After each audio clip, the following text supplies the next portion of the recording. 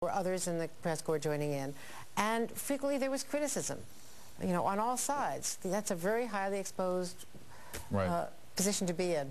How do you feel today in reading what he is now writing? Well, I don't actually feel any vindication. I mean, he also writes in the book that he thinks that the so-called liberal media got it wrong and was not hard enough on the administration about the war. I don't know where he gets that idea. I don't know where other people get that idea. That's a serious debate for another time. But this is a shocker. I mean, this really is, in Bush world, this is a shot heard around the world. First of all, I can tell you, I can report to you that the president, who is aware of the book, I don't believe he's read it, is disappointed, I'm told, saddened by this, and puzzled is the word that was used to describe his reaction. Inside the White House, they were giving some briefing about this several weeks ago. Nobody expected it to be this harsh. There's a lot of questions about what motivated this. Scott McClellan, I can tell you from my interaction with him, never let on that he had these kinds of strongly held views, either publicly or privately. People on the inside who were on the inside feel the same thing. And there's also questions about whether he was pushed hard by the publisher to come out with this kind of scathing criticism. But publishers are in the business to make money on books. Right. They always push authors to try to, be sexier, be hotter, be more controversial. That's what sells books. It's the job of authors to be true to themselves and true to their, to their convictions. Loyalty, job one in the Bush White House. How does one explain this kind of tell-all from Scott McClellan? It's hard for me to explain because you get a picture of a guy who was either seething on the inside as things were going down. He talks about the war being a strategic blunder, about the president's lack of inquisitiveness, his inability to admit a mistake, his refusal to be self-reflective, to think about a decision that's already been made. So there was either disagreement while he was in the job and actually participating in selling this. The more resonant point is the CIA leak case was one that left Scott McClellan badly burned. He felt he was lied to by Karl Rove and Scooter Libby, that even Vice President Cheney encouraged him to repeat that lie, that his credibility was soiled, that it destroyed his relationship with the public and with the press. And I know as he left, he was very upset about that. I think there's also the potential that maybe he gets out on the outside after being inside the White House and feels like, wow, what were these things that I was part of that I disagree with now? After all those days when you were challenging him and others were challenging him, he doesn't go back to Karl Rove and say, wait a second, guys, I'm being asked some really tough questions. Are you sure that I know what's really going on? Well, he claims he went back to Rove and said definitively, were you involved and you didn't leak her name? And he got what he describes as kind of a parsing answer, saying, no, I didn't even know anything about his wife.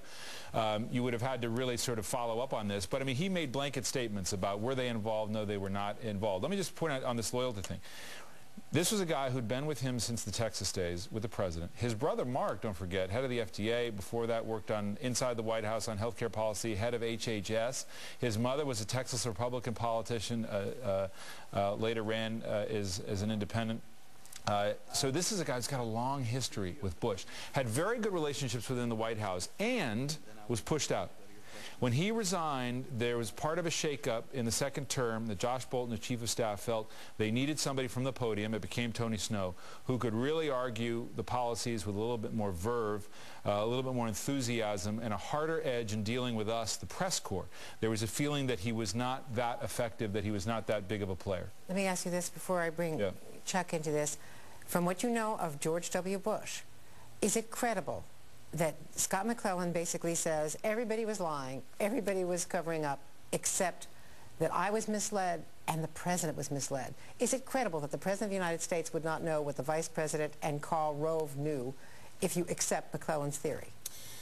In this instance, I do think that's plausible. I do think that it's either whether deliberate or just happened that way, that Bush could have excused himself from that.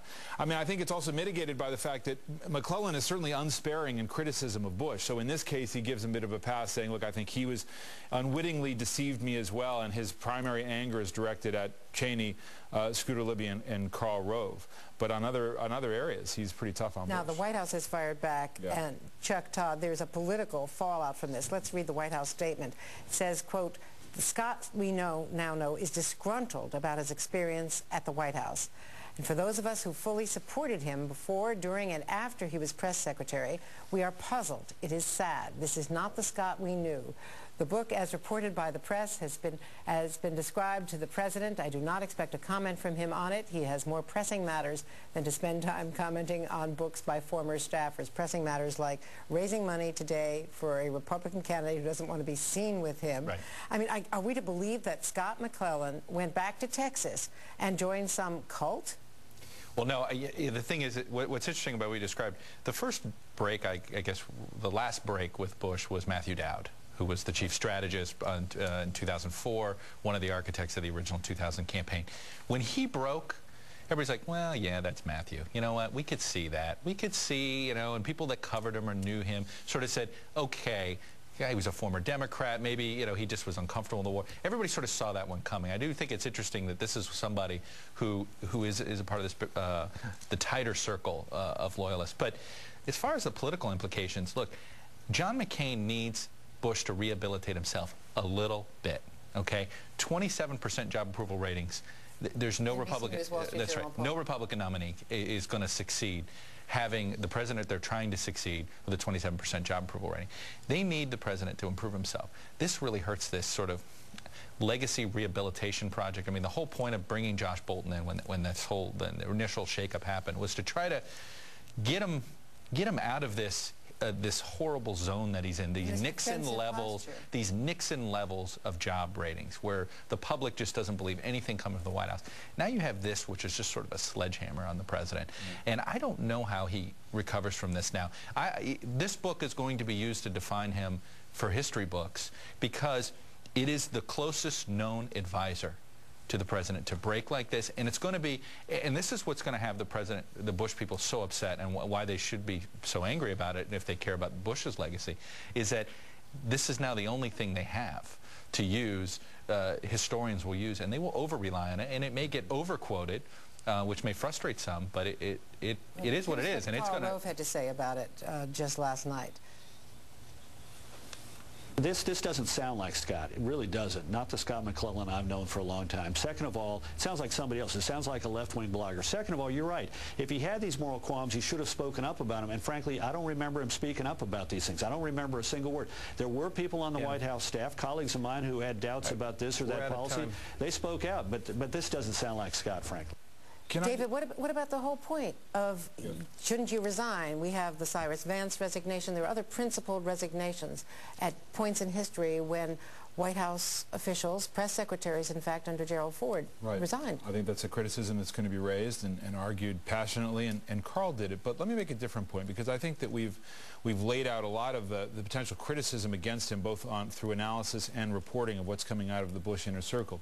There is another point. This is not George Stephanopoulos taking on Bill Clinton. George Stephanopoulos was a much bigger deal within the administration, much higher up as an advisor. Architect of the election. Architect of the election.